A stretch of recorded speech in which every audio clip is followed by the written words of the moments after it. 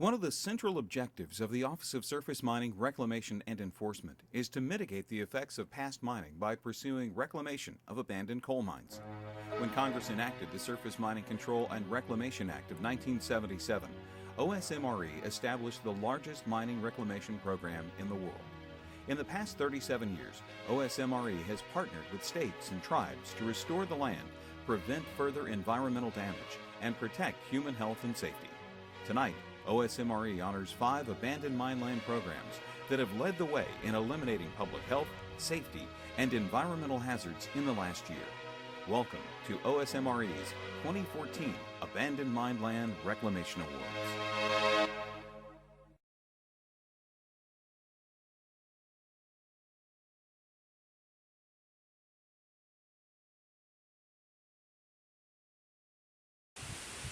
The Aaron Run Watershed AMD Remediation Project focused on the Savage River watershed, home to Maryland's only intact premier population of brook trout.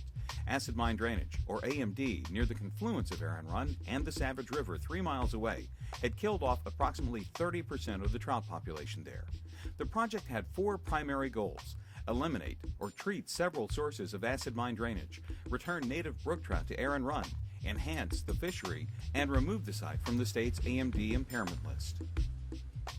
AMD, coming from underground and surface mining as far back as the 1930s, polluted the 3.5-mile watershed.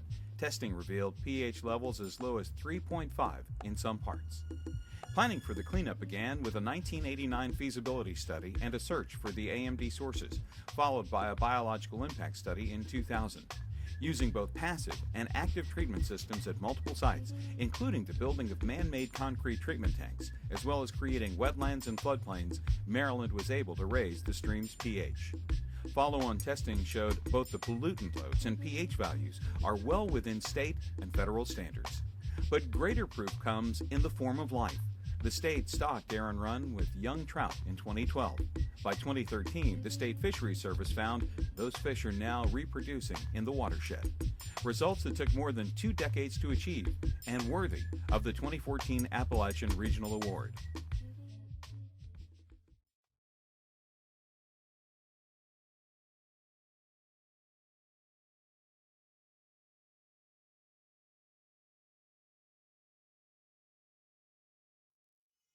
In this case, the state faced reclaiming a 180-acre site that had been abandoned for more than 50 years after decades of both underground and surface strip mining. The site included more than 500 feet of dangerous high walls, 12 acres of waste piles and embankments, 51 acres of spoil, and several impaired streams. The site contained industrial and residential waste and had little value for wildlife or grazing. Even so, people were trespassing to hunt, fish, and dump garbage. Complicating cleanup efforts the most was the presence of 3 high-pressure natural gas pipelines crossing the areas where coal spoils were placed. Before reclamation, the site had an unnamed stream running across it and 19 ponds totaling almost 10 acres. It also had almost 3 acres of wetlands, which required minimal disturbance of stream channels and mitigation for any wetland loss that occurred. The state divided the project into 3 phases, each with its own contractor. Design engineers then needed to ensure that each phase was completed successfully and that the results of the 3 contracts were woven together into one seamless reclamation project. The reclamation plan required the creation of more than 20,000 feet of terrace landscaping, more than 1.5 million cubic yards of excavation, and planting and seeding 137 acres. Because of the complexity of the project, the state had to build numerous partnerships with industry, conservation groups, and federal, state, and local governments, among others. Project proponents also had to obtain the cooperation of 9 separate landowners. The result is one of the largest reclamation projects in the history of Iowa's AML program. For designing and carrying out a complex, multi-phase project that fostered partnerships while cleaning up a heavily degraded site, the Gulf AML Reclamation Project is the winner of the 2014 Mid-Continent Regional Award.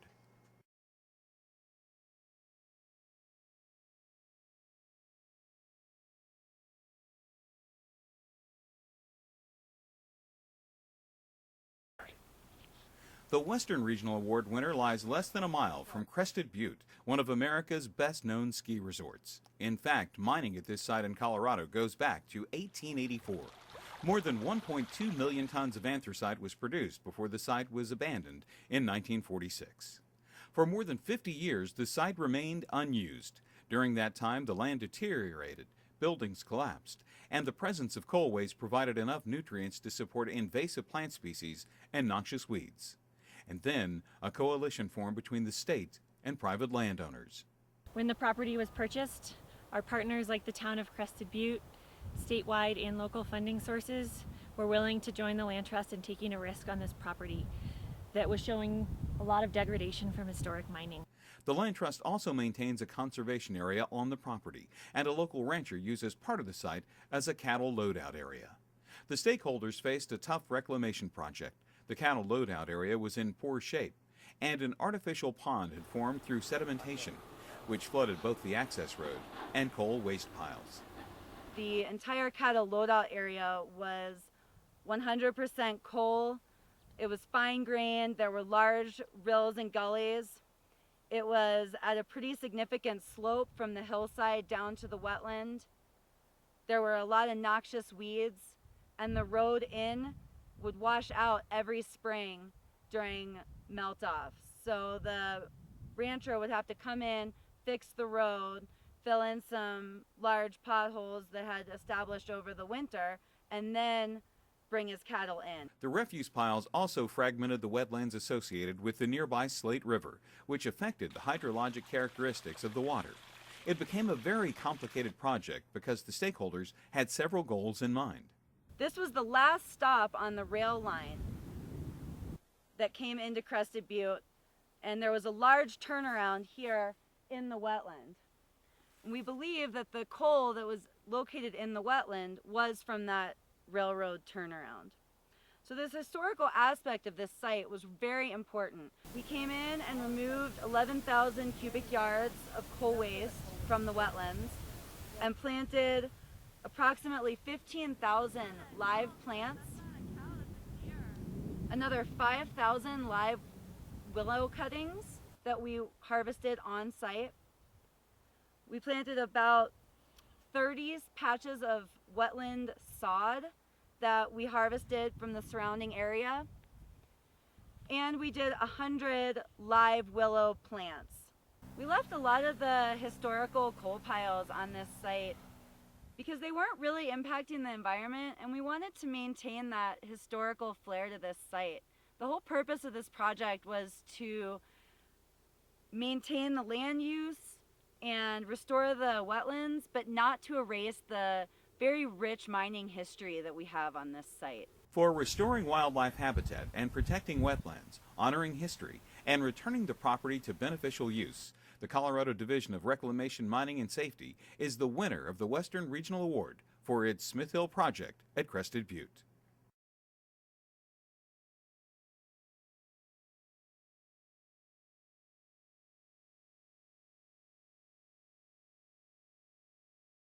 Then just all of a sudden thump. And when it happened, I heard the rumble as I was sitting there that night. I thought it was my neighbour moving stuff around here. It was about 9:30 at night in January 2013 when a knock came at the door. My next door neighbour Tracy came across, knocked on the door, and she said, "I've got something to show you and it's bad." And I walked out to total shock. Footings were totally gone, just dropped. And at one point it went about, I guess, eight feet back underneath the house. And it was, crikey, I think it was about 20 feet deep or something like that. It was a pretty big hole. When state officials were notified 2 days later, they realized they were dealing with mine subsidence. The air conditioning unit was hanging off the pipes.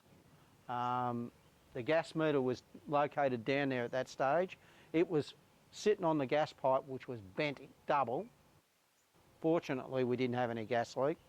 My neighbour's house, the corner of his house was actually hanging in midair. He had nothing underneath the corner. The hole was part of a vertical mine shaft known as Big Ben, a 1950s-era lead and zinc shaft that extended more than 190 feet underground. Despite the fact the shaft was filled after mining ended, the earth subsided, creating a hole 31 feet long, 14 feet wide, and 15 feet deep, centered almost exactly between the two houses. Did you have any idea that there was a mine shaft under your house? We had no idea whatsoever.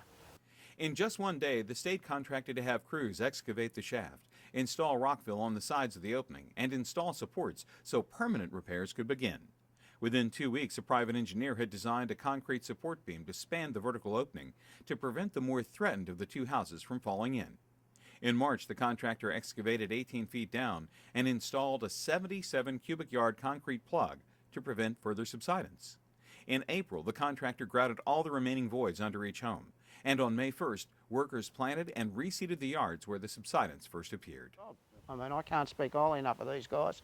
They saved my house, and that's an incredible thing. The Missouri Department of Natural Resources' quick and effective response also paved the way to this, the 2014 Small Project Award.